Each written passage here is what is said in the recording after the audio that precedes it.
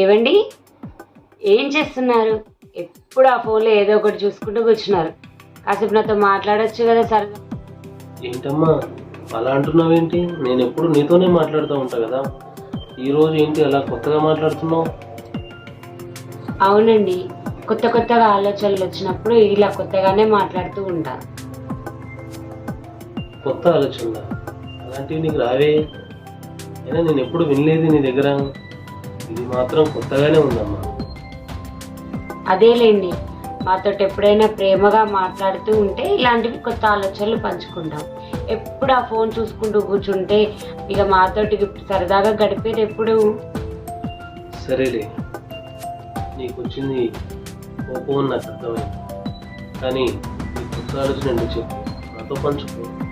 పోండి, నేనేం మీకు చెప్పను. ఎందుకంటే మీరు నన్ను నా ఆలోచనని తొక్కేశారు. అంత పెద్ద మాటలు ఏమొద్దు కానీ ఇప్పుడు నేనేం చేయాలి? నీ కొత్త ఆలోచన ఏదో విని అది బాగుందో లేదో అనేదిగా చెప్పాలి. సరే చెప్పు, వింటా. అబ్బా చాలండి, ఎప్పుడు చెప్పే మాటేగా ఇది.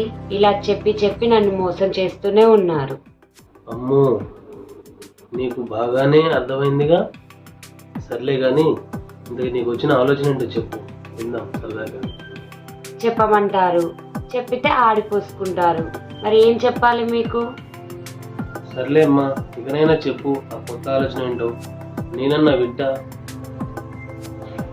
ఏవండి, మనం అందరికంటే పెద్దగా ఉండాలంటే ఏం చేయాలి? ఎందుకమ్మా నీకు ఇప్పుడు ఏం కష్టం వచ్చింది? అంత పెద్ద ప్రశ్న అడిగావు. అబ్బా చెప్పండి, మనం అందరికంటే పెద్దగా అవ్వాలంటే ఏం చెయ్యాలి? మనం ఇంతకన్నా పెద్దగా కాలేవమ్మా. చెప్పింది విను, అర్థం చేసుకో. అదే ఎందుకని అడిగాను. మీకు వినిపించడం లేదా? చెవుడేమైనా వచ్చిందా చెప్పండి. నేను ఇంతకన్నా హైట్ తక్కువ అవటం, నువ్వు ఇంతకన్నా హైట్ పెరగటం కష్టం సుమి. అందుకే నువ్వు అడిగిన ప్రశ్నకు నేను సమాధానం చెప్పలేదు. అవునా? అయితే మరి దీనికి సమాధానం చెప్పండి చూద్దాం. ఏంటమ్మా అన్ని ప్రశ్నలు ఒకేసారి నా మీద బాణాల్లాగా విసురుతున్నావు? నా మీద అటాక్ చేస్తున్నావా? చీచి, అలా ఏం లేదండి. మీ మీద రివెంజ్ తీర్చుకోవాలంటే ఇలాంటివి అడుగుతానా? మీకు నచ్చిన ఆ కూర ఒక్కటి చేసి పెడితే సరిపోదు? వద్దుద్దమ్మా, అంత పని మాత్రం చేయకు. నీవే ప్రశ్న అడిగినా నేను సమాధానం చెప్తాను. నాకు పొరపాటున కూడా ఆ కూర మాత్రం చేసి పెట్టాను. దయచేసి దండం పెట్టాను. సరే అడుగుతున్నా. ఏవండి, మనం ఒకసారి హనీమూన్కి వెళ్దామా? సరేరా, నువ్వు ఎక్కడికి వెళ్దామంటే అక్కడికి వెళ్దాం, తప్పకుండా వెళ్దాం. ఓకేనా?